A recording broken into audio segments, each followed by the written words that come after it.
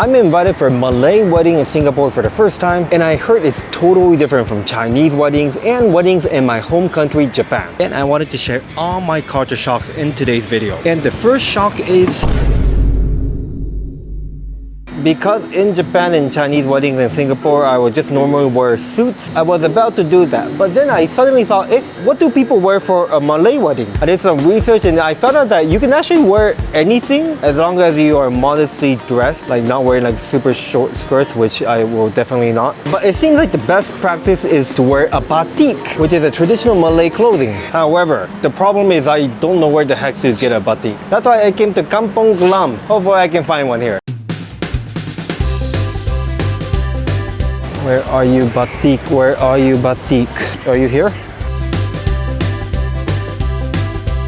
I know it looks like I'm resting already, but I cannot find one. You know, all I found was Turkish restaurants and a gift shop selling, is this the so-called labubu? I think so. I'm too old, I don't know.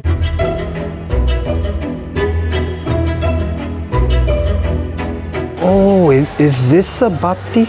No, it looks like a main character outfit. I think I should not wear this. Do you know which one's good for like a wedding? This one, very traditional pattern. Yay, I got my very first batik in my whole life. Pretty happy about my purchase, it looks beautiful. But there is another issue. I don't know where the heck I can buy a green packet. Yes, apparently in Malay culture, you put your money inside the green packet and you give it to the bride and groom. Interesting, right? Because in Japan, the envelope is white. In Chinese weddings, it's red. Oh, I think that's a convenience store. Green packet, green packet. Yes, I found it. However, there is another problem. Yes, there is endless problems because I have absolutely no knowledge about Malay weddings. The problem is that I do not know how much to put inside the envelope. And I did some research and apparently there is no market rate. And that gives me so much anxiety, you know, because there gotta be a market rate, no? In Japan, typically people put 30,000 yen, which is around 250 Singapore dollars, if you're attending a friend's wedding. In Chinese Singaporean weddings, there is usually a site that tells you the market rate, like how much you should put inside, and it depends on the venue. So if the couple holds the wedding at a very atas, expensive hotel, usually people give more. Hold on, I think I'm gonna go back to the place I got my batik and ask the staff there because she was really kind and helpful. Just quick question, how much money to put? Up to you. No market rate. If I'm very close to my friend, right, sometimes I give $50 or you can give more if you want lah. In Muslim, right, we have this thing called ikhlas. It's like it's just sincere. So you can just give how much you want, but of course don't give too little lah. Thanks a lot. She's amazing, super helpful. So it seems like in Malay weddings, the amount of money you give really depends on your goodwill. So in Chinese and Japanese weddings, normally the couple will keep track who gave how much. And I think this sounds very transactional for Malay people. In Japanese culture, we keep track because we want to give more or the equal amount of anpao we received in the case that person gets married. And I assume this is the same for the Chinese as well. And if we're having a real talk, I think there are some aspect of social signaling. How much you give reflects how much you love that person or how much you have. But according to ChatGPT, in Malay weddings, the goal is baraka, which is blessings. Under Islamic values, generosity is viewed as a sincere offering, not a transactional act. And in Islam, this is interesting, gifts are ideally not meant to be repaid or tracked. Doing so can diminish their spiritual sincerity. So yeah, super interesting. It's so different from Chinese and Japanese. Alright, I think I'm officially ready to attend the wedding.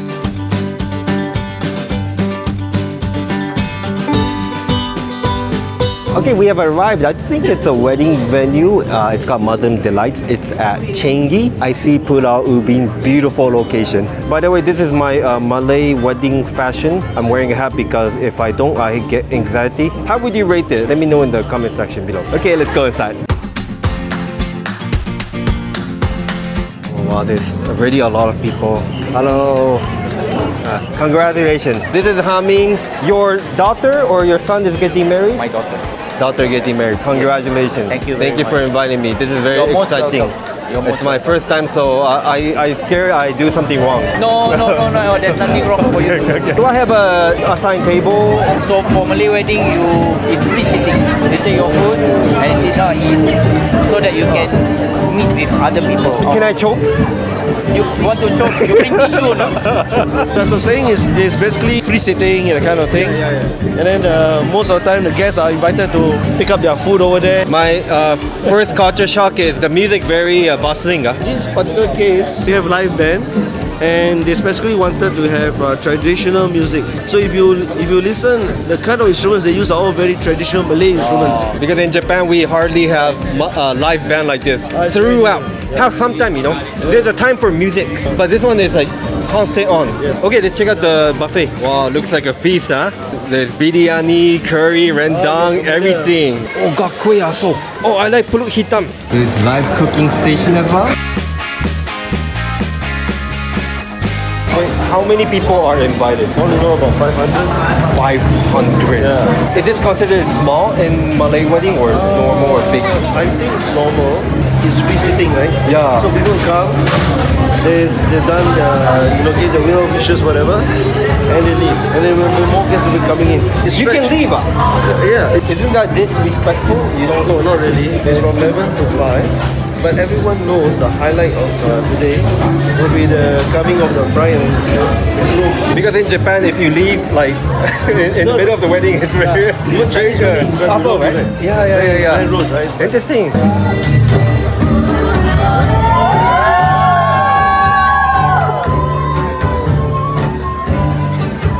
Oh, I love the dress. So you told me when the groom comes, he will get blocked at least 3 times. Why do you do that? It's customary in the first place, and it's also part of the fun of it. Because what happens is that the groom's main purpose is to go and get the bride. I mean, he's going to be seated next to the bride on the throne, right? I mean, it's a chance for them to hold him back before he gets the final trophy, right? That's the idea. Actually, it's quite similar to Chinese wedding. Chinese have something like that, right? Yes, they do.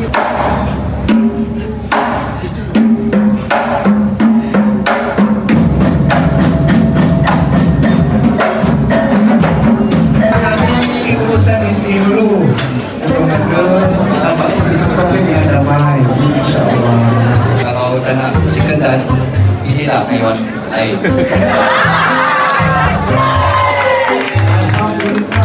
He did the dance. Yeah, extremely similar to the Chinese cake crashing culture. By the way, in Japan we don't have this at all. They would just come inside normally. Interesting how the bride face is covered. Cannot see yet.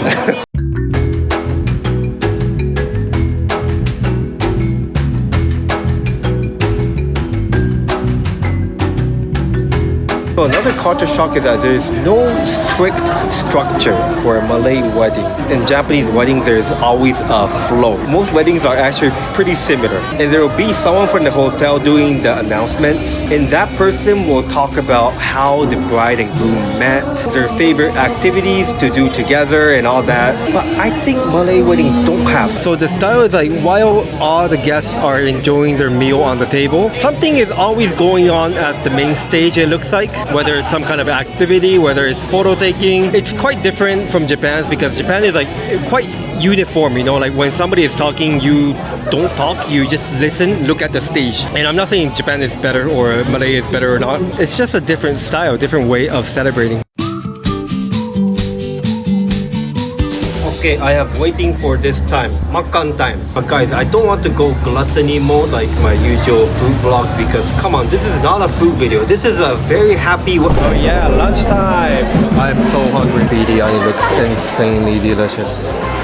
Not sure what this is. Let's take it. More curry. Wow, the chicken's so big. Ooh, got prawns. I think this is the beef lung, if I'm not wrong. Round 1. Fight! Okay, this is round 1. It honestly looks delicious. But I don't know if I should be using fork and spoon in this kind of setting. It's kind of fancy, but I don't care. I love eating with my hands. It honestly tastes much better when you do that. Cheers! What the heck? This is so delicious. It's deep, flavorful, aromatic. I think I'm gonna have round 2, 3, or even 4. Especially with the beef rendang. This is one of the best one I had. Cannot believe this is all you can eat. Round 2. Fight. Okay, round 2, more food. So it is true that Malay weddings are all about the joy and great food. Definitely, I feel like I'm getting better at eating with my hands. It's actually quite easy. A lot of my Jippun friends cannot do it, but you just grab your food in a pinch motion, and when you're about to eat it, you just push it with your thumb. Round 3. Fight. Right, round 3. Of course, I had to get more of the beef rendang and some kueh and pisang goreng. Let's try the pisang goreng. Cheers. Whoa, very nice. I love how the banana is slightly acidic, very soft and nice texture. And another massive culture shock. Everybody is so friendly. Pengantin baru. Beautiful. Thank you so much. What soft drink or you want? Oh no, thank you so much. But the food really good. Singaporean normally we start off with HDB, but nowadays the trend is all. We need the aircon. I heard the price of holding a wedding in HDB versus here not too different anymore. That's what I heard. That's why a lot of the couples they prefer to do this. In Japan, you don't really mingle with other guests. It's kind of awkward. But at a Malay wedding, I guess it doesn't really matter. Like, we're all friends, we're all family. People are so warm and kind here.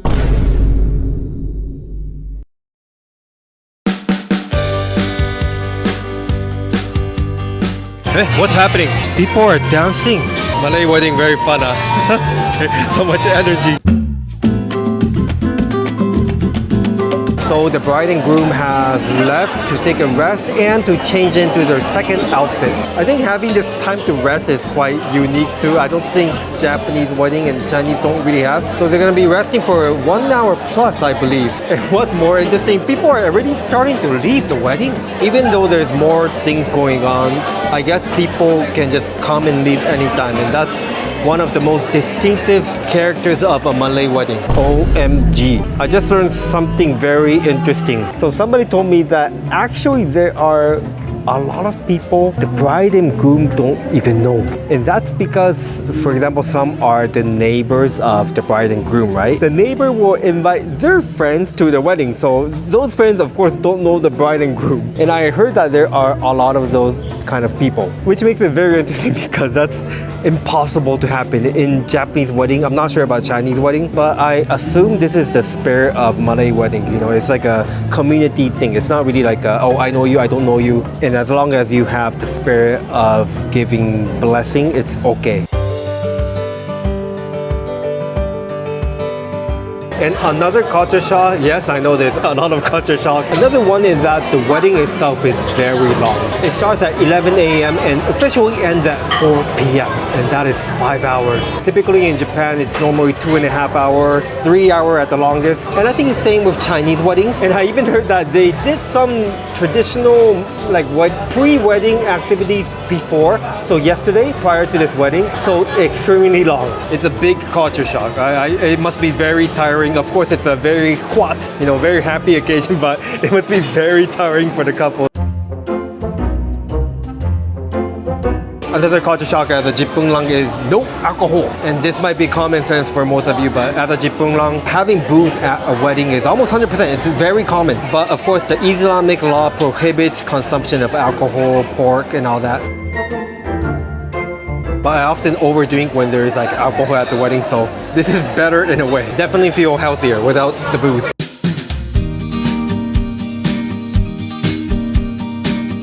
Cinema Pengantin Baru, guys. Thank you. You guys look gorgeous. Thank you. Yeah, thank you so much. I got this party yesterday. Oh, nice. Can I ask how you two met? We were from the same university, Nanyang Technological University. Lovely. And then we did an orientation camp together. He's so handsome, I just couldn't help it. Why did you want to marry her? Well, I cannot imagine my life without her. And she's the most kindest, sweetest, and most nurturing person that I've ever met. Well, thank you for having me. I really enjoyed it. Thank you for coming. It was a Congrats. pleasure to have you. Congrats. Thank you so much. I noticed like didn't have the opportunity to give my ampao, and apparently you give it at the end. So we're gonna do that right now. Thank you so much. Yeah, very full. But ampao here, huh? Okay. Thank you. For the family. Thank you so much. Okay, thank you. Sama-sama. Wow, got goodies in return. Yes.